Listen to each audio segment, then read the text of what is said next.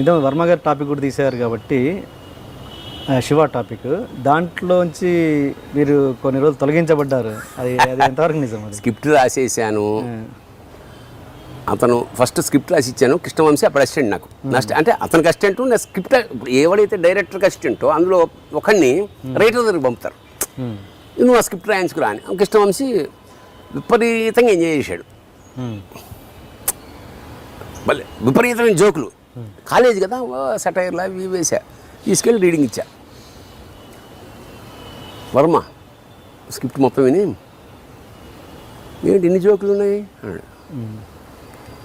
మరి కాలేజీ అట్మాస్ఫియర్లో జోకులు ఉంటాయి, ఒక్క జోక్ కూడా ఉండడానికి వీల్లేదు. ఉండకుండా వద్దు, జోకు అనేది ఉండదు ఆ సినిమాలో. Bharani what I told and what that you have return. Sir, you have given me the basic. No, I have developed. No, I don't want a single joke. ఇది ఆడే సినిమానే, గొప్ప సినిమా. అది మొత్తం తీసేసి మామూలుగా కృష్ణవంశీ ఏంటన్నా ఇంక సినిమా ఏముంటుంది. ఇక ఆ సినిమా యూనిట్ అంతా గోపాలరెడ్డి గారితో సహా వచ్చి ఇట్లా ఒక్కడే నమ్మాడు వర్మని, నాగార్జున. ఎక్కడి ఎవరికి నమ్మకం లేదు. సరే రాసేసి అయిపోయింది. ఈ రాసిన స్క్రిప్ట్ని నేను అప్పుడు మెడ్రాస్లో ఉంటున్నాను, చెన్నై. పొద్దున్న సడన్గా నాకు మార్నింగ్ ఫ్లైట్కి రమ్మాలి. నేను యాక్చువల్గా స్క్రిప్ట్ అంతా అయిపోయి రీరైట్ చేసి ఆయన కావాల్సినట్టు అది ఆయన చేతికి ఇచ్చి ఆడాలి. ఈలోగా నాకు మార్నింగ్ ఫ్లైట్కి రమ్మన్నారు. కమ్యూనికేషన్ అప్పుడు సెల్లు గొడవ కాదు కదా, ఫోన్లు. నేను నా మిత్రుడు ఒకడు సివిఎల్ నరసింహారావు అని నటుడు, చిన్ననాటి వాడు, అడ్వకేట్. వాడికి కవర్లో పెట్టి ఇచ్చి, నువ్వు అన్నపూర్ణ స్టూడియోస్లో ఇచ్చానని చెప్పి ఇచ్చేరా నువ్వు. వర్షం, వర్షం. సరే నేను ఇచ్చేస్తానులే రేపు అన్నాడు. నేను మార్నింగ్ ఫ్లైట్కి వెళ్ళిపోయా. వీడు మర్నాడు తీసుకెళ్ళి కారులో వెళ్ళి ఇచ్చేసాడు. అంతే. మళ్ళీ నాకు ఫోన్ లేదు. బాగుందేమో, మళ్ళీ ఫోన్ ఎందుకు అనుకున్నాను. అంత అయిపోతులే కదా, బాగుంది, నచ్చి ఉంటుంది. సినిమా షెడ్యూల్ ప్రారంభం శివాఠ్యం అని చేయంతో ఒక పెద్ద బోర్డు, నా పేరు లేదు. ఏది ఎప్పుడు సినిమా అనౌన్స్మెంట్ అవుతుందిగా, శివ అని చైన్ తోటి ఎర్రగా, పేరు లేదు నాకు ఎక్కడ. నాకు కొంచెం ఇదేంటి ఇంత కష్టపడి రాసి. నిజానికి కష్టపడి అనేది అది నేను ఆ క్రెడిట్ నేను తీసుకోకూడదు. నేను కాదు, వర్మతో సినిమా చేసిన ఎవడు ఏ క్రెడిట్ తీసుకోవడానికి లేదు. అన్నీ హాయి చెప్తాడు, చెప్పేస్తాడు అతను. సరే టీకే ఎట్లా నేను చెన్నైకి వెళ్ళిపోయా. నాగేశ్వర కోడేట్ నాకు ఫోన్ చేసి, ఏమైనా సినిమా మొదలవుతుంది నెక్స్ట్ వీక్, నువ్వు మళ్ళీ రాలేదు, నేనేం చేయను, వాళ్ళకి రెస్పాన్స్ లేదు, అది ఏదో ఆయనకి కొంచెం అలిగాడు ఏదో విషయం, ఆ విషయం నాకు తెలీదు, అందుకని మధ్యలో వేరే వాళ్ళని కూడా పిలిపించాడు అవి ఇవి. సరే ఇప్పుడు ఏం చేయమంటున్నాను, ఒక్కసారి హలో అని ఈ ఊళ్ళోనే ఉన్నాడు. నేనన్నా ఏంటే, నేను నా పని నేను చేసాను కదండి, అవన్నీ ఎందుకు ఇండస్ట్రీలో ఉంటూ. పెద్ద డైరెక్టరు అతను, ఫస్ట్ టైం అంత పెద్ద డైరెక్టర్ అవుతే అట్లా ఆ టైప్, పెద్ద కంపెనీ కదా. సరే తప్పేమని ఫోన్ చేశాను. ఎత్తాడు. భరణి ఏంటి చాలా రోజుల తర్వాత, అది నేను అనాల్సింది మీరు అన్నారేంటి. సరే ఠీక్, ఎప్పుడు అట్లాగే ఉంటుంది, రివర్స్ బ్యాచ్ కదా. అంటే అవన్నీ గుర్తుండ, ఇవి కూడా గుర్తుండవు అతనికి, అది గమ్మత్తు. ఏంటి అన్నాడు ఫోన్లో. నేను ఇమాజిన్ చేయగాడు ఆయన ఎలా అంటున్నాడు. సార్ సినిమా ఎప్పటి నుంచి, నెక్స్ట్ మీకు స్టార్ట్ అవుతుందిగా. అట్లా మంచి సార్, ఇక్కడ కాస్ట్యూమ్ కొనడానికి వచ్చాను. నెక్స్ట్ సినిమా అంటే క్షణక్షణం, ఇదే సినిమా నెక్స్ట్ స్టార్ట్ అవుతుంది, దాని కాస్ట్యూమ్ కొనడానికి చెన్నై వచ్చాను. సరే సార్, అయితే ఎక్కడున్నారు?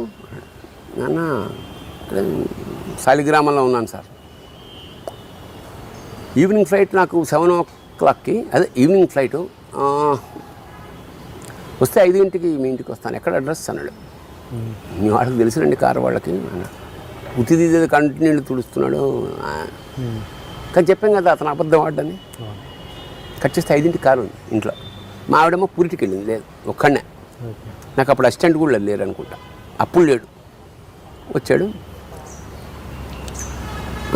టీ కావాలే, నేనే పెడతాను, నాకు మంచి, నేనే వెరీ గుడ్ కుక్. చాయ్ పెట్టి అక్కడ కూర్చున్నాడు, ఇక్కడ కూర్చోడు. ఏంటి సార్, అదే భరణి నేను తీసేసాను, నీకు తెలుసా అన్నాడు.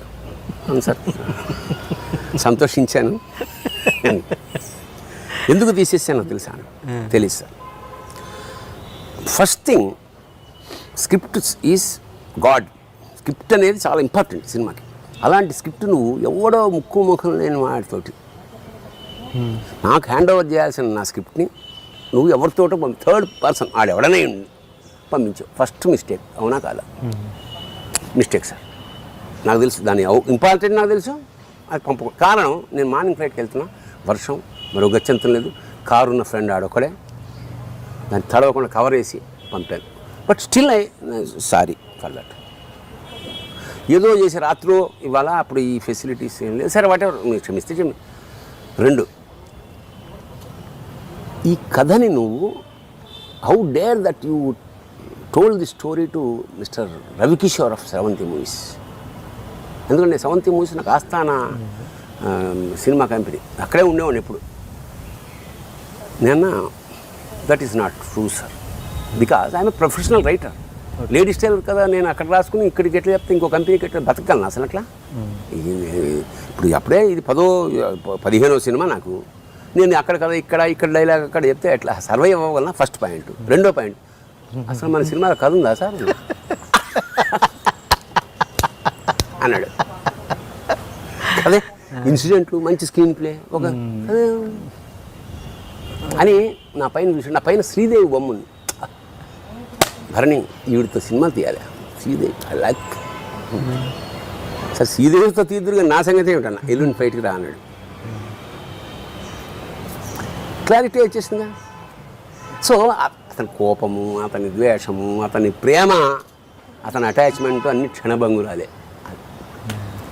శ్రీదేవి ఫోటో మీ ఇంట్లో ఎందుకుంది? ఆర్టిస్ట్ పెట్టుకున్నాం, ఏదో క్యాలెండర్ వచ్చింది పెట్టింది. అది చూసారా, ఇది కార్యకారణ సంబంధం. అసలు నేను పెద్ద శ్రీదేవి ఫ్యాన్ ఏం కాదు. శ్రీదేవి అందరికీ ఇష్టమో, నాకు ఇష్టమో, ఏ టపాకాయలు అప్పుడు ఉంటుందో పెట్టామన్నమాట కొత్తగా. నా వెనకాల ఉందని అంత నోటీస్ కూడా నేను చేయలేదు. అతనికి ఇష్టం కాబట్టి శ్రీదేవి అన్నాడు. తర్వాత సినిమా తీశాడు, మనల్ని ఏమో అది వేరే విషయం.